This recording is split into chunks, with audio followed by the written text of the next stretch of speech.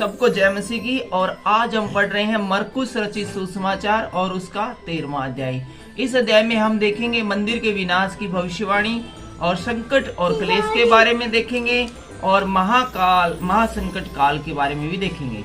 और साथ ही हम देखेंगे मनुष्य के पुत्र का पुनरागमन और अंजीर के पेड़ का उदाहरण भी हम इस अध्याय में देखेंगे। और साथ ही हम देखेंगे जागते रहो के बारे में। तो आइए शुरू करते हैं मरकुस रचित सुसमाचार और उसका 13वां अध्याय।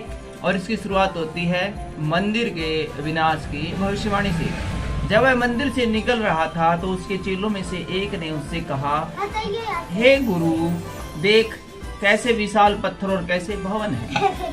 इसके बाद हम देखते हैं कि यीशु मसीह है वो मंदिर में से निकल रहा था तो उसके एक चेले ने कहा कि देखो यीशु मसीह जी कितने अच्छे, कितने भव्य और कितने अच्छे पत्थरों के जो है वो मंदिर बने हुए हैं। यीशु ने उनसे कहा, क्या तुम ये बड़े बड़े भवन देखते हो? यहाँ पत्थर पर पत्थर भी नया रहेगा जो ढाया नहीं जाएगा। तो यीशु मसीह ने चेले से कहा कि तुम ये इतने बड़े बड़े भव्य मंदिर देखते हो, एक भी ऐसा भवन या बिल्डिंग नहीं बचेगी जो कि ढाया नहीं जाएगा। और आगे हम देखते हैं संकट और क्लेश के बारे में। जब वह जैतून पहाड़ पर मंदिर के सामने बैठा था तो पतरस और याकूब और यूहन्ना और अंद्रियास ने अलग जाकर उससे पूछा, हमें बता कि ये बातें कब होगी और जब ये सब पूरी बातें होने पर होंगी तो उस समय का क्या चिन्ह होगा।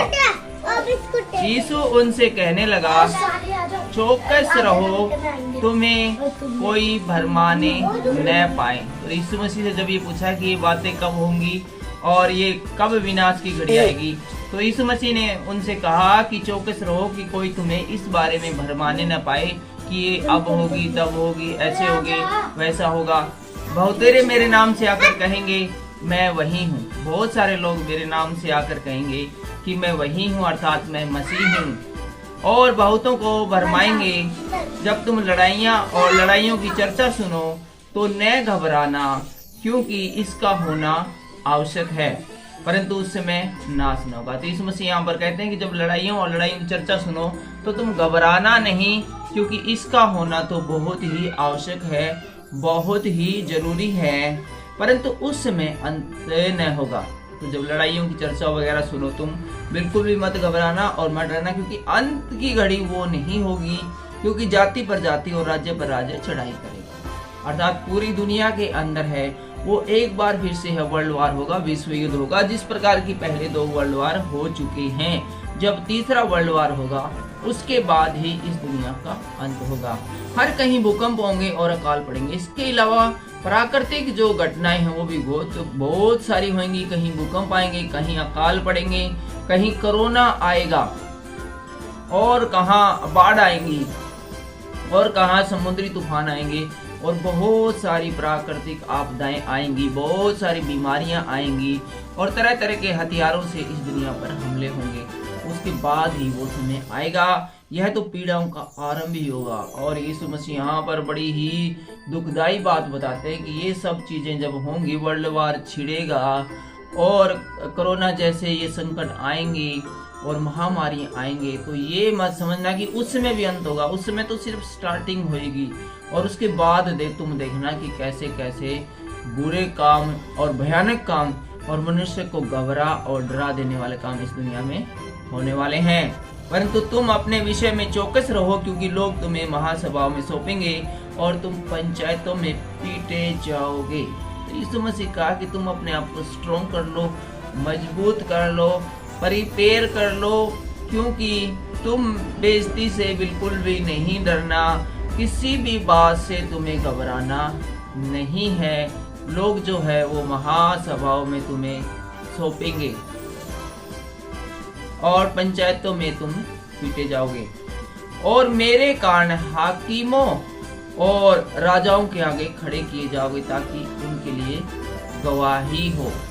इसके अलावा भी वे बताते हैं यीशु मसीह कि तुम हाकिमों को, अर्थात जो सेनापति होते हैं या जज होते हैं या पुलिस होती है, उनके सामने तुम सौंपे जाओगे, पकड़वाए जाओगे, ताकि मेरे खिलाफ तुम उनके लिए गवाही दो। वो बार बार तुम्हें टॉर्चर करेंगे, पूछेंगे कि बताओ तुम्हारे उस्ताद ने क्या बुरा किया, ये क्या किया, वो क्यों किया। परंतु तुम्हें किसी प्रकार की घबराहट की जरूरत नहीं है, पर अवश्य है कि पहले सुसमाचार सब जातियों में प्रचार किया जाए। लेकिन ये बहुत जरूरी है कि सबसे पहले जो सुसमाचार है वो सभी जातियों में उसका प्रचार किया जाए। जब तुम्हें ले जाकर सौंपेंगे तो पहले से चिंता न करना कि हम क्या कहेंगे।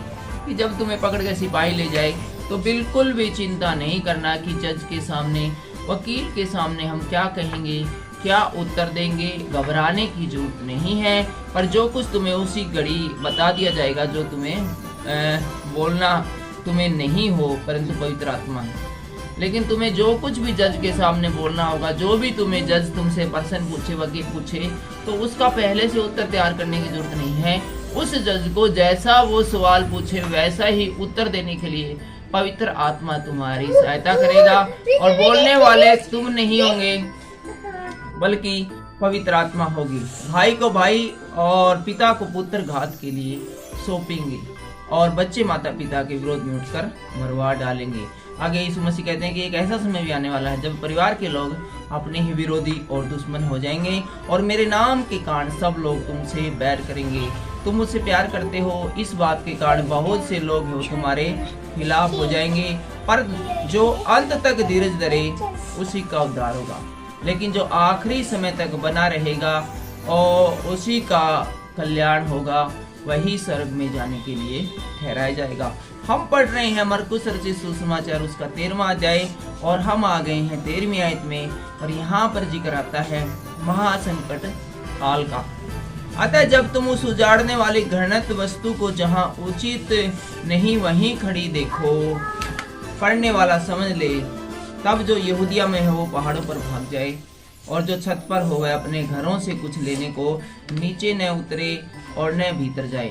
और यहाँ पर अंत के समय की चर्चा करते हुए यीशु मसीह कहते हैं कि जिस प्रकार दानियल के समय में एक सोने की मूर्ति बनवाकर खड़ी कर दी गई थी जिसका कि खड़ा करना उचित नहीं था, इसी प्रकार की घटनाएं यदि तुम अब देखो और तो घबराना नहीं है, डरना नहीं है, और जो जहाँ पर हो वो वहां से भाग जाए। यदि छत पर हो तो अपने घर में कुछ लेने को न उतरे और न भीतर जाए, और जो खेत में हो वह अपना कपड़ा लेने के लिए पीछे न लौटे। और उन दिनों में जो गर्भवती और दूध पिलाती होगी उनके लिए हाय हाय। और प्रार्थना किया करो कि यह जाड़े में न हो, क्योंकि वे दिन ऐसे कलेश के होंगे कि सृष्टि के आरंभ से परमेश्वर ने सर्जे है, अब तक न तो हुए हैं और न कभी होंगे। यहाँ पर यीशु मसीह बताते हैं कि प्रार्थना किया करो कि वे दिन है वो जाड़ों के दिनों में न हो, क्योंकि संकट बहुत बड़ा होगा। और ऐसे संकट में जब एक माइनस में तापमान चल रहा हो और घर से भागना पड़े और तुम्हारे पास ओढ़ने के लिए कोई कपड़ा भी न हो, तो बड़ी ही बुरी बनती है, बुरा लगता है और उसका संकट का सामना करना बड़ा कठिन होता है। और ऐसी महिलाओं के लिए तो और भी बुरी बात होगी, दुर्गतिवादी बात होगी, जो कि गर्भवती होंगी।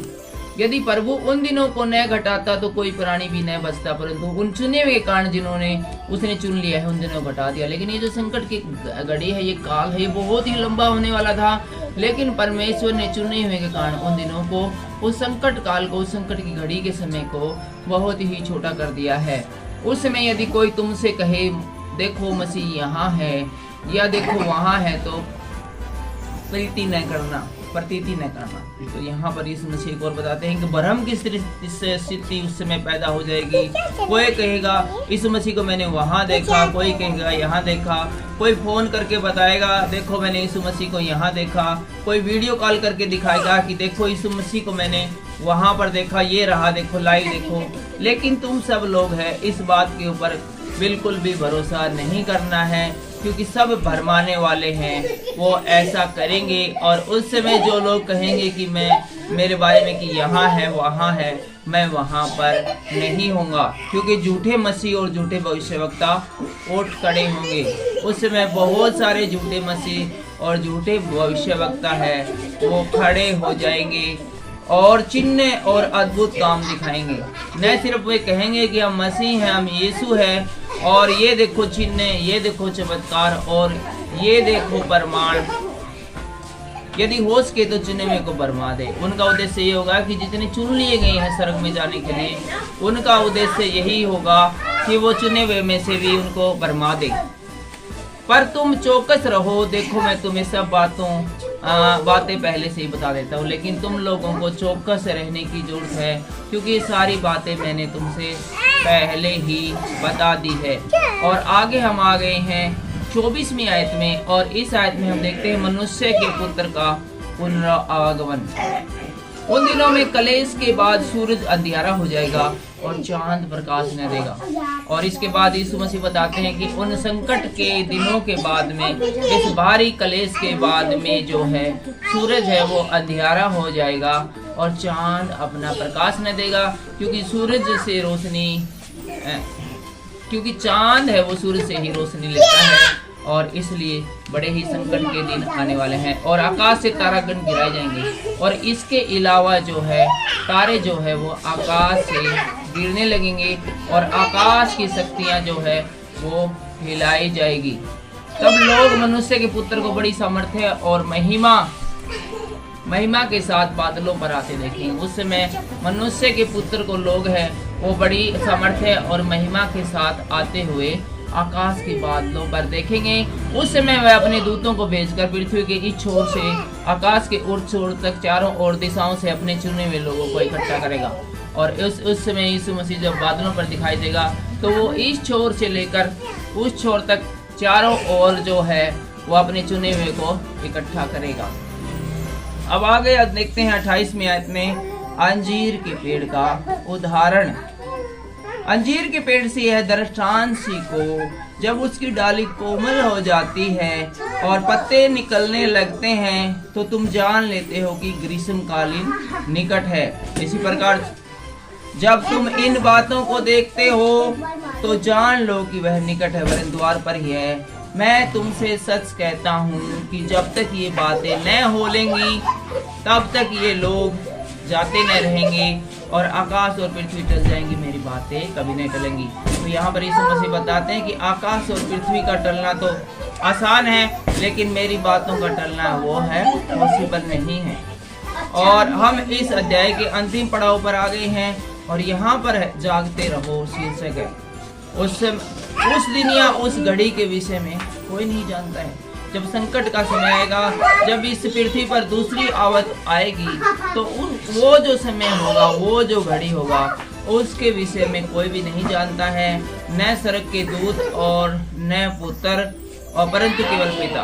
तो यहाँ पर यीशु मसीह एक बड़ा खुलासा करते हैं कि वो दिन इस संकट काल का दिन है, इस पृथ्वी के विनाश का दिन है। उस दिन के बारे में मैं भी नहीं जानता हूँ, केवल पिता ही जानता है। वो तारीख है गुप्त रखी गई है। देखो, जागते और प्रार्थना करते रहो, क्योंकि तुम नहीं जानते कि वह समय कब आएगा। इसलिए यीशु मसीह अलर्ट रहने के लिए कहते हैं, हमेशा प्रार्थना करने के लिए कहते हैं। वह उस मनुष्य की सी दशा है जो परदेश जाते समय अपना घर छोड़ जाए और अपने दासों को अधिकार दे और हर एक को उसका काम बता दे और द्वारपाल को जागते रहने की आज्ञा दे। इसलिए जागते रहो, क्योंकि तुम नहीं जानते कि घर का स्वामी कब आएगा, सांझ को या आधी रात को या मुर्ग के बांग देने के समय भोर को। ऐसा ना हो कि वह अचानक आकर तुम्हें सोते पाए। और जो तुमसे कहता हूँ वह सच में कहता हूँ, वही सबसे कहता हूँ, जागते रहो। तो यीशु मसीह कहते हैं कि जो मैं सबसे कहता हूँ वो सच कहता हूँ कि हमेशा जागते रहो। आज की वीडियो के द्वारा परमेश्वर आपको आशीष दे। सबको